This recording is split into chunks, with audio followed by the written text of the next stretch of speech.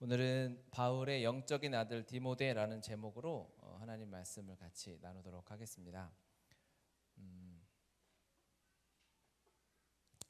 이제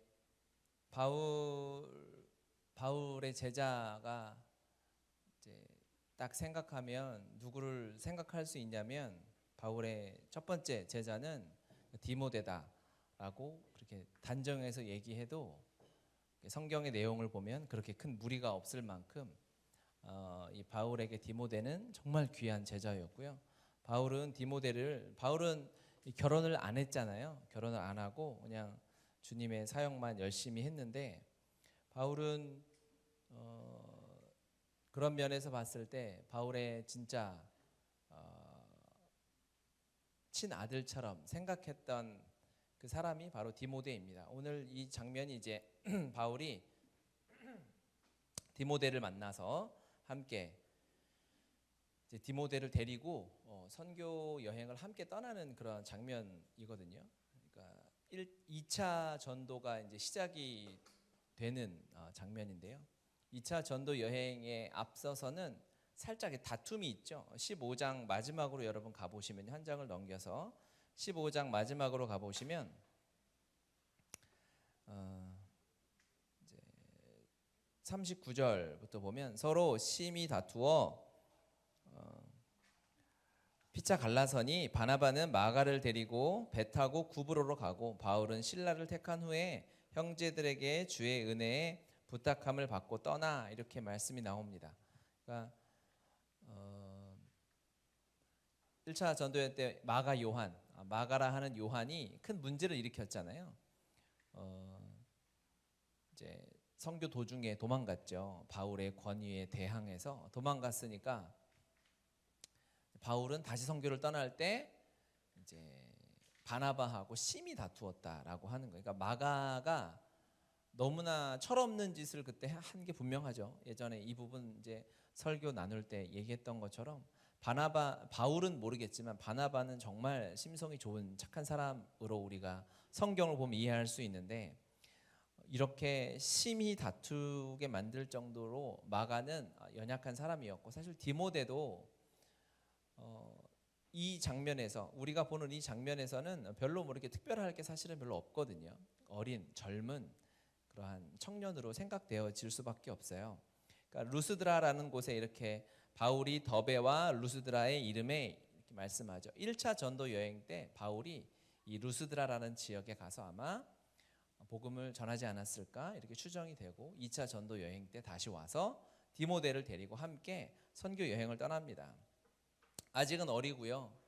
디모데나 마가나 뭐 그렇게 디모데는 문제 일으키는 장면은 나오지 않지만 아직은 이제 예수님을 막 믿은 그러한 어린 아이 같은 그러한 믿음을 가지고 있는 사람이 바로 이 디모데라고 볼 수 있어요. 지금은 이렇게 아직 어리지만 나중에는 디모데가 굉장한 교회 리더가 되죠. 초대교회 큰 기둥 같은 역할을 하고요. 바울은 가는 곳마다 디모데와 함께 동역하고 사역하고 이제 요한계시록 7교회 중에 첫 번째 에베소 교회가 나오지 않습니까? 그 에베소서의 수신처였던 그 에베소 교회에서 아마도 이제 담임 목사 같은 역할을 디모데가 했을 것이다라고 추정이 돼요. 그러니까 그 당시 교회는 이렇게 막 대형 건물이 있고 그런 건 아니었겠지만 그 지역의 에베소 지역의 영적인 리더가 아마 디모데였을 겁니다. 그렇게 나중에 성장하게 되죠. 지금은 연약하고 어린 믿음을 가지고 있지만 어떻게 디모데가 이렇게 크게 성장할 수 있었는가? 어린아이와 같은 이 신앙을 가지고 있는 디모데가 무슨 과정을 거쳐서 하나님께서 귀한 리더로 사용하셨는가를 오늘 본문을 통해서 볼 수 있을 거예요. 첫 번째 여기 보면은 1절에 보면 디모데라는 제자가 있으니 그 어머니는 믿는 유대 여자요 아버지는 헬라인이라라고 나오죠. 첫 번째 이 디모데가 성장할 수 있었던 배경에는 믿는 어머니가 있었다는 거죠. 디모데후서 1장 5절에 보면 이렇게 나와 있습니다. 세 번역으로 제가 읽을게요. 나는 그대 속에 있는 거짓 없는 믿음을 기억합니다. 그 믿음은 먼저 그대의 외할머니 로이스와 어머니 유니게 속에 깃들여 있었는데 그것이 그대 속에도 깃들여 있음을 나는 확신합니다. 바울이 디모데후서를 쓰면서 디모데에게 이제 바울이죠. 나는 바울이고요. 그대는 디모데입니다. 네 마음 안에 믿음이 거짓 없는 믿음이 있는 걸 봤다. 내가 그걸 안다라고 하는데 그 뿌리는 뭐냐면 외할머니 로이스와 그러니까 신앙이 전수되어 온 거죠. 로이스라는 할머니와 어머니 유니게. 그러니까 디모데 어머니 이름이 유니게입니다. 기억해 두세요. 유니게. 유니게 속에 있었어요. 이 신앙이 전수됐던 거죠. 어떻게 전수됐을까요? 신앙을 전수해야 하니까 성경 공부를 가르치고 성경 강의를 하고 했을까요? 그런 말씀이 아닙니다. 왜냐하면 디모데의 믿음을 뭐라고 판단했냐면 거짓 없는 믿음이다. 즉 어머니와 가식이 없는, 거짓이 없는 연극하고 연기하는 신앙생활이 아니라 그 믿음, 그러니까 거짓이 없다라는 믿음이 바울이 이것을 어떻게 이 말을 할 수 있냐면 그냥 뭐 어떠한 중요한 순간에 거짓말을 안 했기 때문에 이렇게 할 수 있을까요? 이것은 디모데의 신앙의 전반적인 평가 아니겠습니까? 즉 부모님, 어머니가 성경 공부를 가르치는 것이 아니라 하나님의 말씀을 삶으로 가르치는 거죠. 삶으로 배워진 거예요.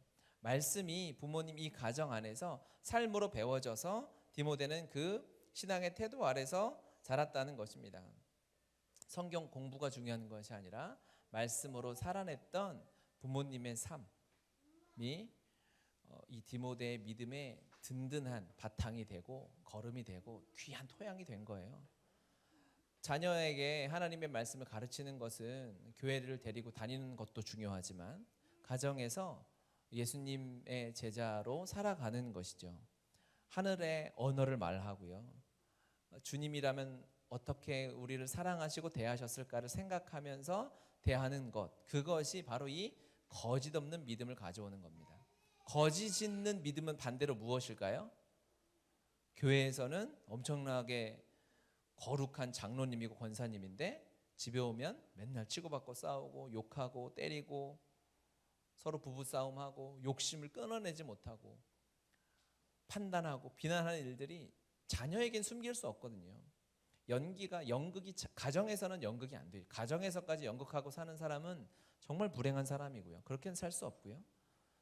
거짓이 있는 믿음이냐 거짓 없는 믿음이냐는 즉 교회와 가정의 삶이, 직장과 가정의 삶이, 교회와 직장과 가정이 내 삶을 이루는 모든 곳에 내가 동일하게 하나님 앞에서 코람데오의 마음으로 사느냐 그렇지 않느냐가 거기에 달려 있는 거 아니겠어요?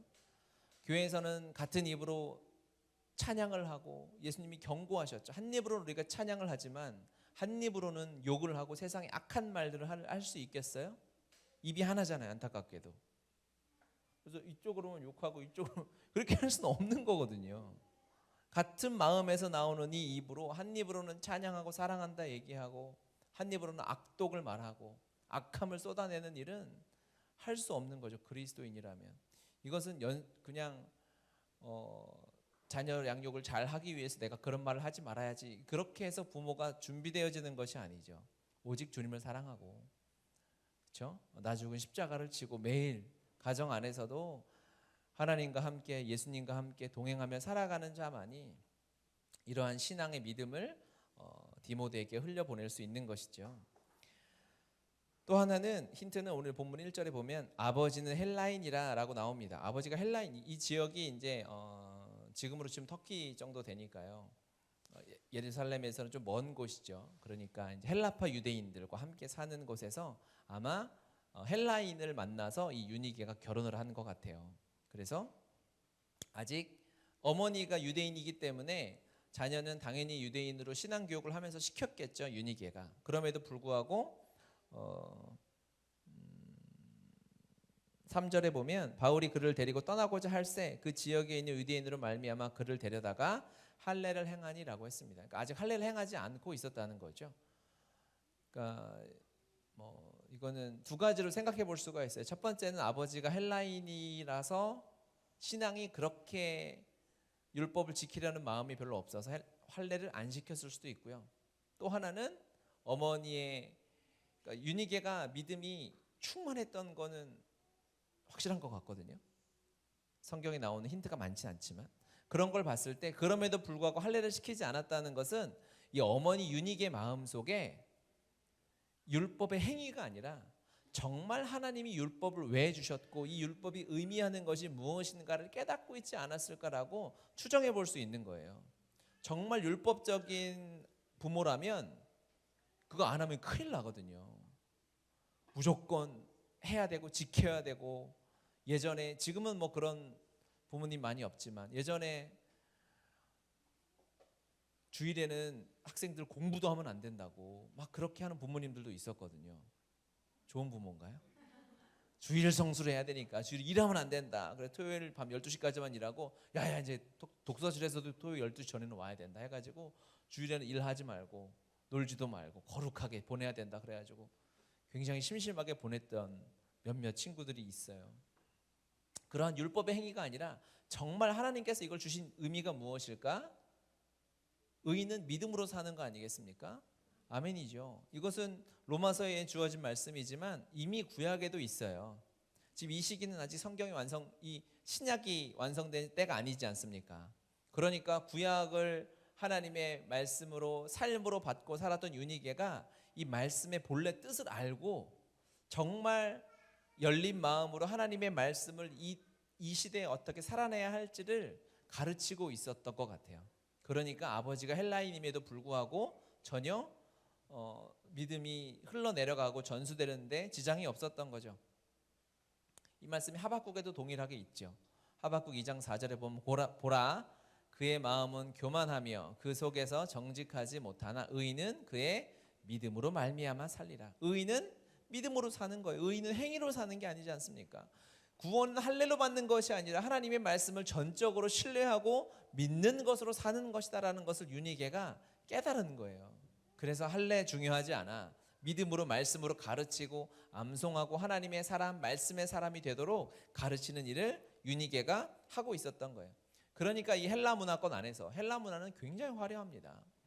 그리고 세계에서 탑 문화였죠.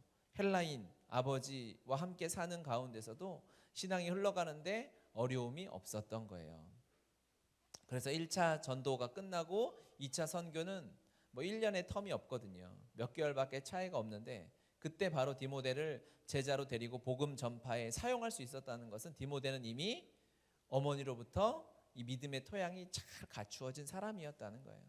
부모는 자식에게 말씀을 가르치는 것 말고 더 할 거 없어요, 사실은. 엄마들이 왜 아멘을 안 하고 그럴까요? 그거 하면 되는 거예요. 다른 거 없어요. 공부를 열심히 가르쳐서 아이들이 좋은 학벌을 갖추면 아이들이 행복한가요?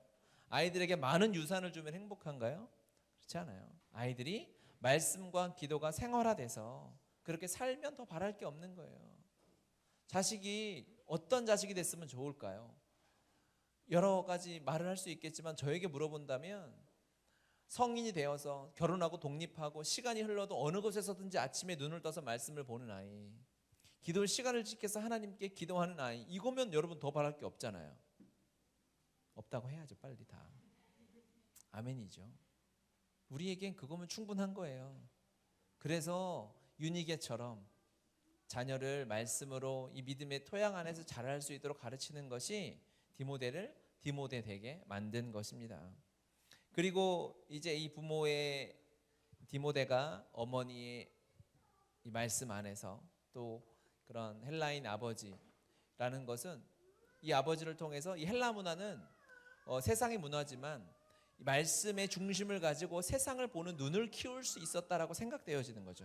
헬라 문화는 전 세계를 이 유럽 전 지역을 통치하고 있던 문화였기 때문에, 그러니까 우리가 세상과 하나님의 말씀 균형을 이룬다라 그래서 성경 공부 1시간, 세상 공부 1시간 그런 말이 아니라 우리가 말씀을 가지고 세상으로 파송받아서 그곳에서 하나님의 사람들을 키워내야 되는 거 아니겠습니까? 그렇죠. 그렇기 때문에 헬라인 아버지를 통해서 세상의 문화들, 헬라 문화를 배우고 헬라 말을 배우면서 그가 세상 것을 배웠다는 것이 아니라 하나님의 말씀, 생명의 복음을 가지고 세상에서 어떻게 살아내야 할 것인가를 미리 가정에서 학습하고 연습하고 훈련받는 시간들이 있었을 것으로 생각되어져요. 뭐 성경에 그렇게 나와 있진 않지만 묵상을 하면 그 정도는 해야죠. 괜찮아요, 여러분? 이렇게 넘어가도 되겠어요? 힌트가 없어요. 헬라인 아버지라는 아버지 얘기가 여기밖에 안 나와요. 그렇게 저도 생각되어진다. 왜냐하면 디모데가 한 곳에 그냥 머물러 있었던 것이 아니라, 제가 이제 얘기하겠지만 데살로니가로 가고 고린도로 가고 에베소로 가고 예루살렘으로 가고 로마로 가고 계속 따라다니거든요. 그러니까 이러한 문화를 계속 다니면서 언어와 문화와 사람들과 대화하며 또 그곳에서 영적인 지도자로 살아내려면 그냥 되어지는 게 아니거든요. 이런 훈련들이 아버지의 품 안에서 함께 학습되어지고 경험되어져 있구나. 부모와 함께 경험하는 것은 대단히 중요합니다. 되게 안전한 거예요. 그 안에서 세상 것을 어떻게 경험하고 누리고 공부할지를 배워야 세상에 나가서 악한 길로 빠지지 않을 수 있는 거죠. 부모의 역할이 되게 중요합니다. 어머니와 아버지 토양 아래서 이제 디모데가 바울을 만나게 되죠. 중요한 만남인 거죠. 부모의 이 귀한 교육 아래서 이제 영적인 스승, 저는 영적인 스승보다 영적인 아버지라고 부르는 것이 훨씬 더 맞다고 생각해요. 왜일까요? 우리가 교회에서 저도 목회자고 그냥 목사다 생각하고 영적인 스승이고 교사다 생각하면 자녀를 책임지려는 마음이 별로 없어요. 그런데 내가 영적인 아버지다 어머니다라고 생각이 들면 책임지는 마음이 확 달라져요.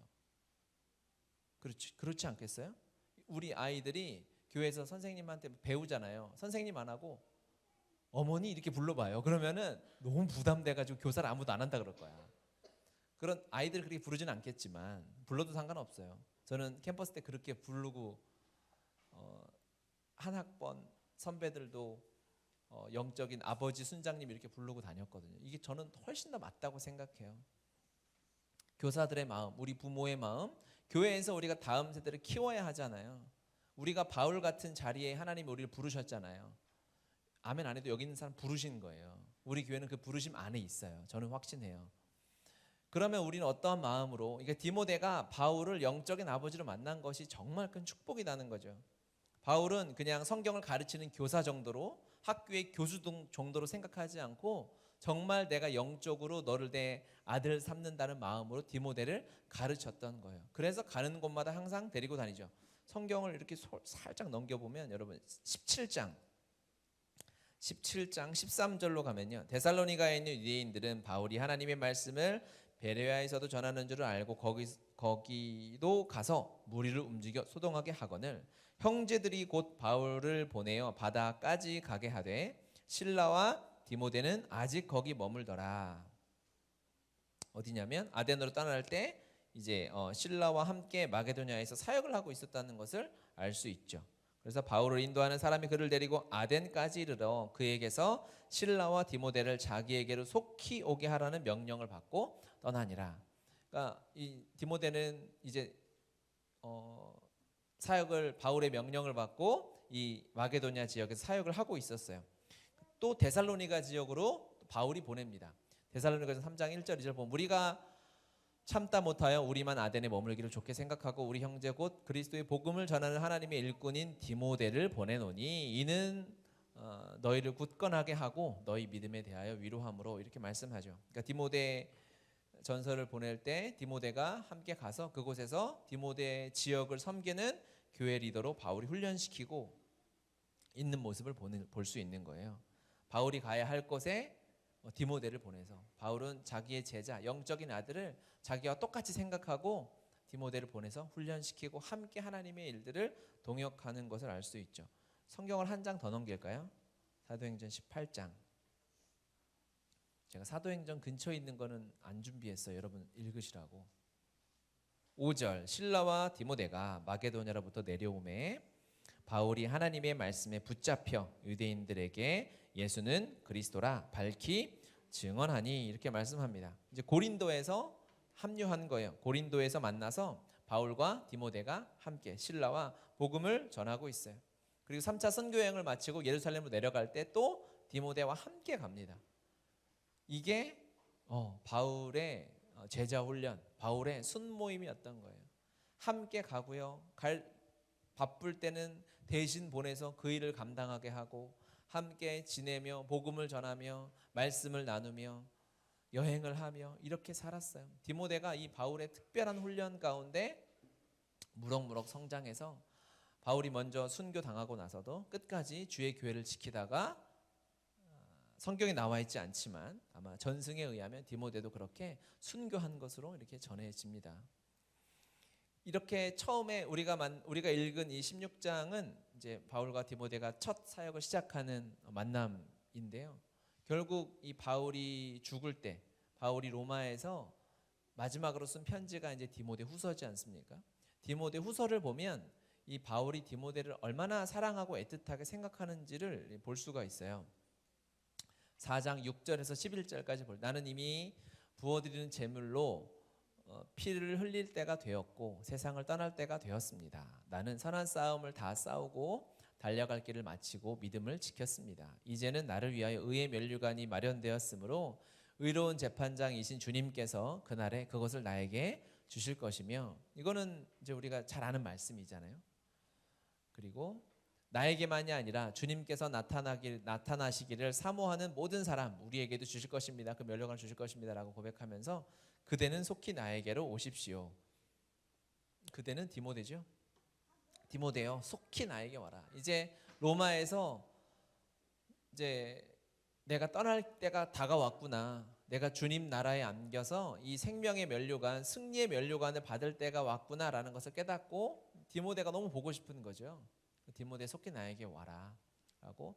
데마는 이 세상을 사랑해서 나를 버리고 갔고, 데살로니가로 가고, 그리스계는 갈라디아로 가고, 디도는 달마디아로 가고, 누가만 나와 함께 있습니다. 이 누가는 누가복음을 쓴 누가죠. 바울의 제자 중에 한 명으로 생각이 되고, 아마 바울이 이때 또 많이 아팠기 때문에 누가가 의사였잖아요. 그래서 함께 있었고요. 그대가 올 때에 마가를 데리고 오십시오. 그 사람은 나의 일에 요긴한 사람입니다. 15장 마지막과 우리가 읽은 본문 16장 처음에 문제를 일으켰던 마가, 아직은 어린 디모데가 있는데요. 시간이 흘러서 바울이 죽을 때쯤 되니까 하나님이 훈련시키셔서 바울의 마지막에 함께 하고 싶은 사람이 된 거예요. 이것이 한 사람이 주님 안에서 하나님을 만나고 성장해서 하나님께 쓰임받고 하나님의 이 기쁨과 천국을 누리며 살아가는 귀한 원리들인 거죠. 하나님은요, 이렇게 그리스도인을 적재적소마다 사람들을 딱딱딱 세워놓으셔서 이렇게 훈련시키시고 키우시는 것 같아요. 하나님은 여호와 일의 하나님이지 않습니까? 일의, 그렇죠? 하나님은 준비시키시는 분이에요. 이미 준비하고 계시죠. 우리가 갈 곳을 알고요. 그렇죠? 그럼 우리가 태어나기 전부터 우리 부모를 준비시킨 거예요. 부모가 믿음이 있던 있지 않던 하나님은 충분히 일하실 수 있기 때문에 그렇게 부모를 준비시키시고 영적인 아버지, 영적인 어머니를 준비시키셔서 이렇게 훈련시켜서 성장시켜서 예수님의 이 복음이 마음껏 흘러가는데 부족함 없도록 사용하시는 거죠. 우리는 이 두 가지 역할은 무조건 다 감당할 것이고 최소한 하나는 감당하게 됩니다.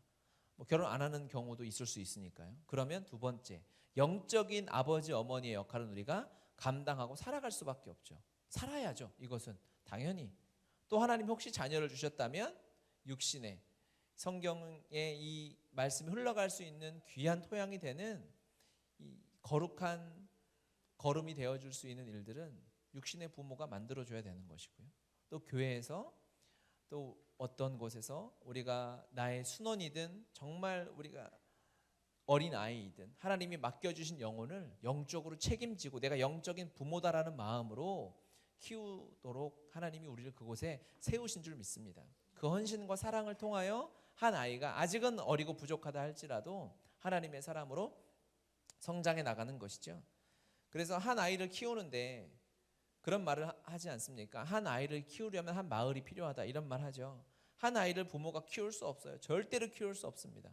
부모가 아무리 공부를 많이 해서 서울대 나오고 뭐 의사고 박사고 돈이 많고 해도 부모만 자식을 키운다라고 하면 그 아이는 망치는 거예요.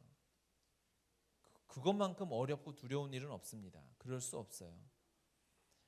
아무리 자녀 교육의 박사고 TV에 나와서 자녀 교육을 강의한다고 해도 그럴 수 없는 거예요. 한 아이는 그렇게 성장되어지지 않아요. 하나님이 한 아이를 태어날 때는 그 가정이라는 공동체에 보내신 것이고 그 마을이라는 공동체, 교회라는 공동체를 보내신 거라고 저는 믿어요. 확신해요. 그게 성경의 원리예요.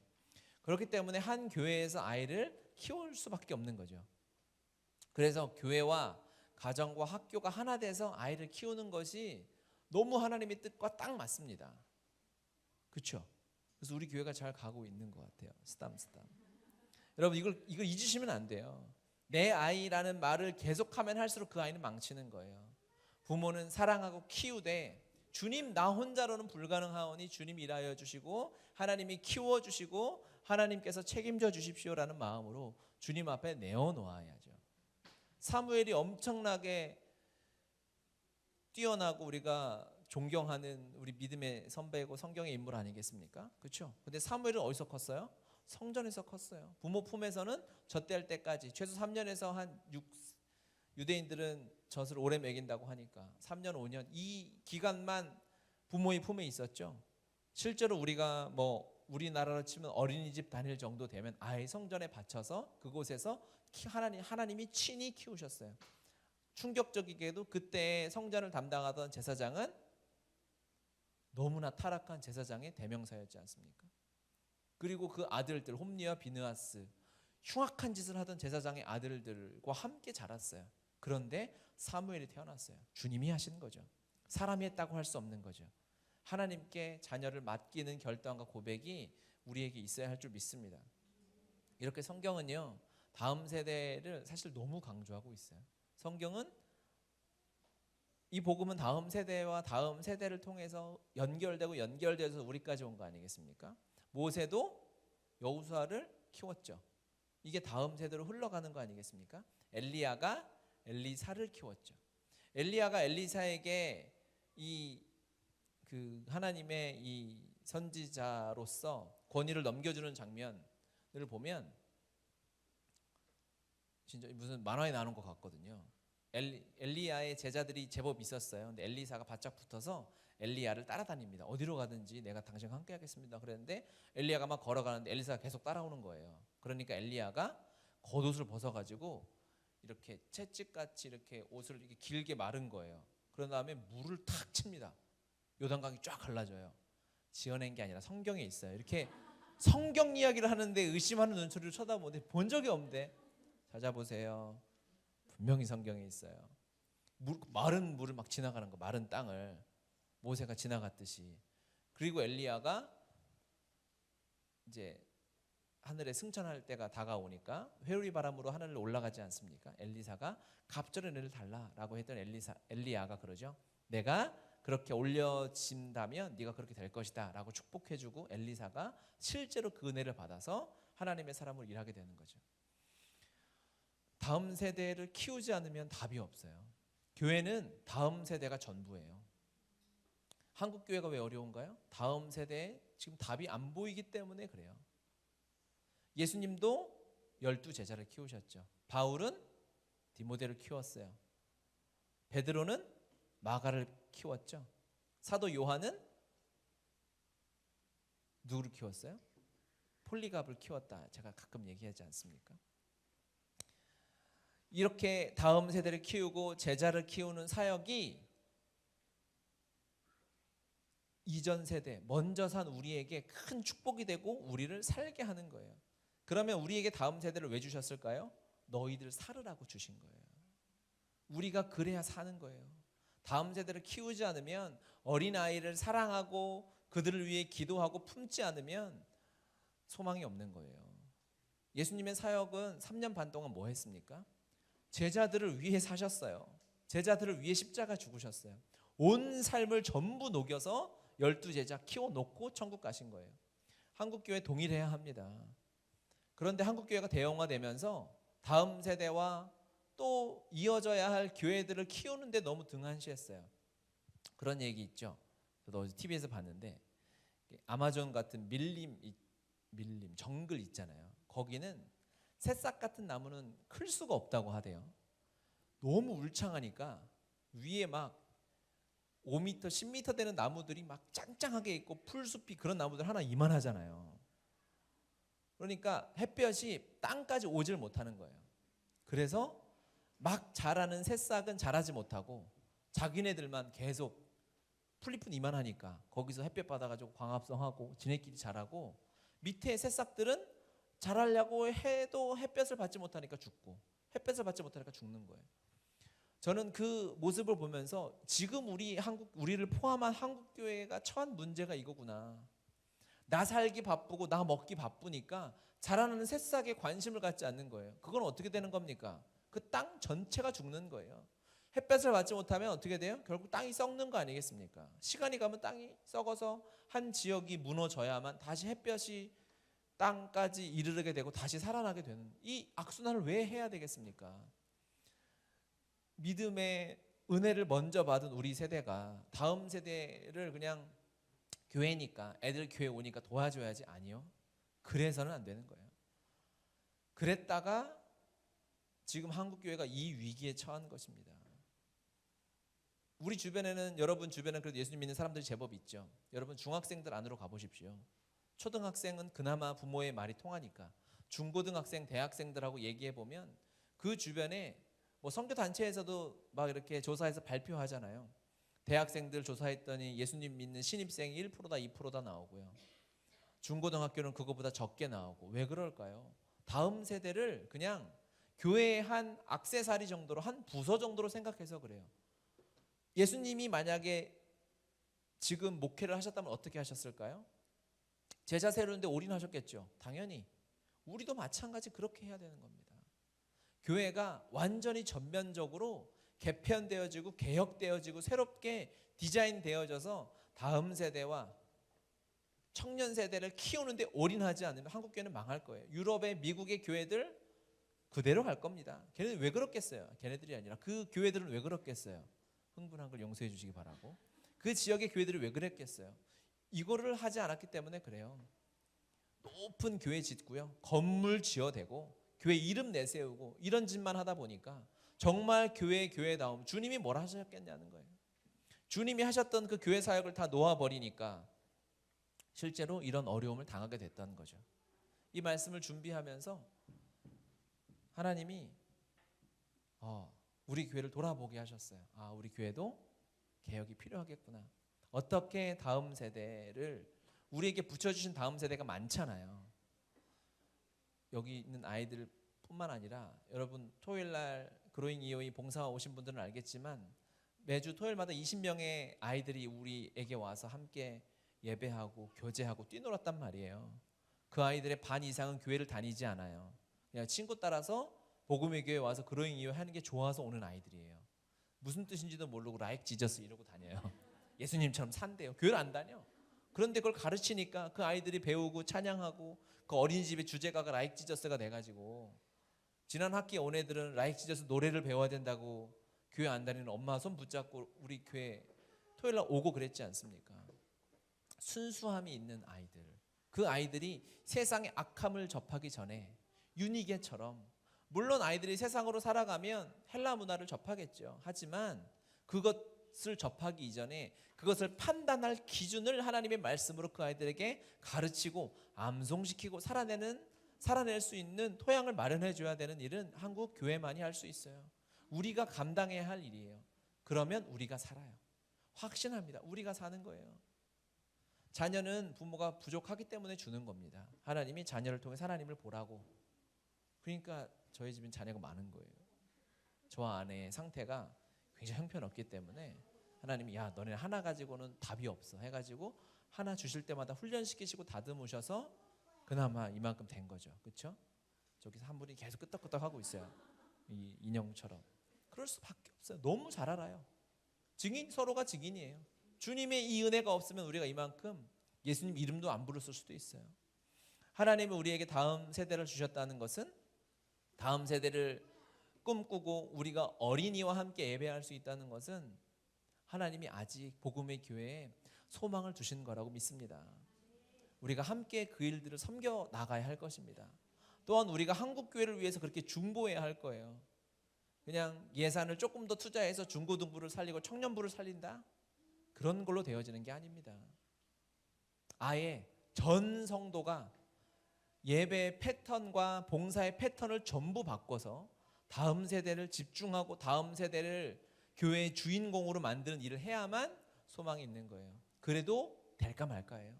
지금 이미 우리 아이들은 너무 멀리 가 있어요.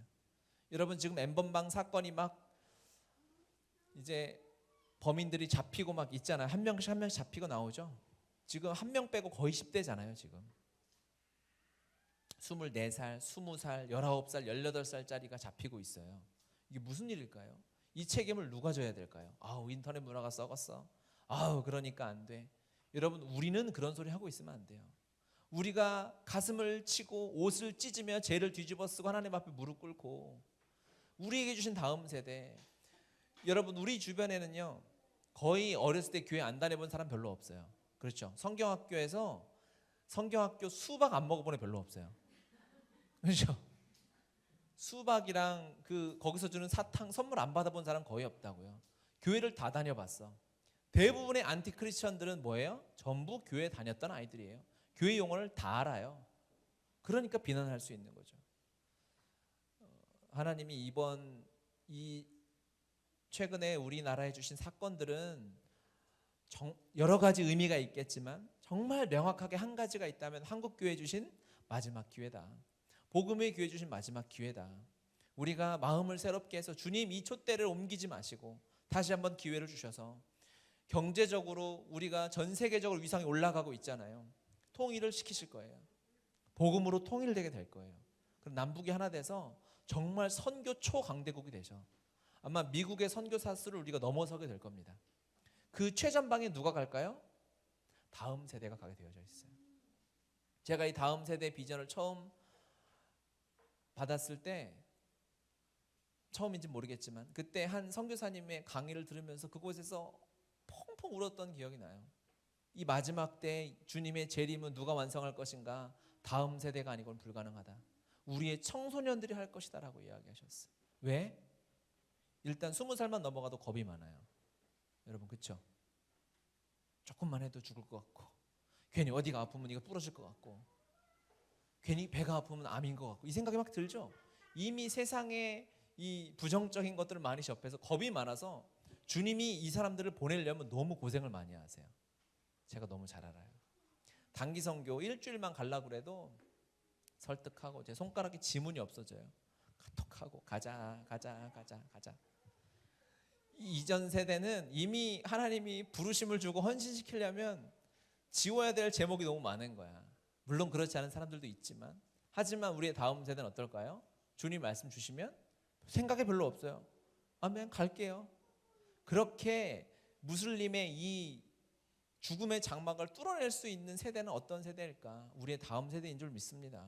다음 세대가 그 영광을 보게 될 것이고, 우리는 그들을 박수치며 응원하며 기도하며 또 그들을 따라가서 함께 밥해주며 그들의 서포트를 하며 이 주님의 다시 오심을 보게 될 줄 믿습니다. 아멘. 그 일을 위해서 우리가 부름 받은 줄 믿습니다. 함께 일들을 세워 나가십시다. 그래서 여러분이 복음의 교회를 위해서 기도해 주셔야 돼요. 저도 이 말씀을 준비하면서 하나님이 변해야 된다, 새로워야 한다, 다시 시작해야 한다는 마음을 주셨어요. 우리 주님, 우리가 이 다음 세대 사역을 어떻게 시작해야 할까요? 내가 어떻게 다음 세대를 섬겨야 할까요? 또 교사들은 그냥 교사의 마음이 아니라 어떻게 영적인 아비와 어미의 마음을 가지고 다음 세대를 키워낼까요? 우리가 고민하고 하나님 앞에 기도하고 물어서 하나님의 기쁨이 되는 가정들 되시길 바라고요. 하나님의 기쁨이 되는 교회, 우리 복음의 교회 한국교회 되었으면 좋겠습니다. 같이 기도하겠습니다. 말씀을 기억하면서 하나님, 우리에게 다음 세대를 주셔서 감사합니다. 이것이 하나님의 소망이고 아직 우리가 끝나지 않았다는 것을 감사하며 우리가 기도했으면 좋겠습니다. 그리고 우리가 어떠한 삶을 살아야 예수님의 생명으로 성찬의 은혜를 누리고 있는 우리가 다른 곳에 가서 먹이가 되어줘야 될 텐데, 그러한 삶을 그렇게 어떻게 살아내야 할지 주님 앞에 기도하며, 또한 오늘 첫 주일입니다. 성찬을 준비하며 다 같이 우리 주여 한번 하시고 함께 기도하겠습니다. 주여.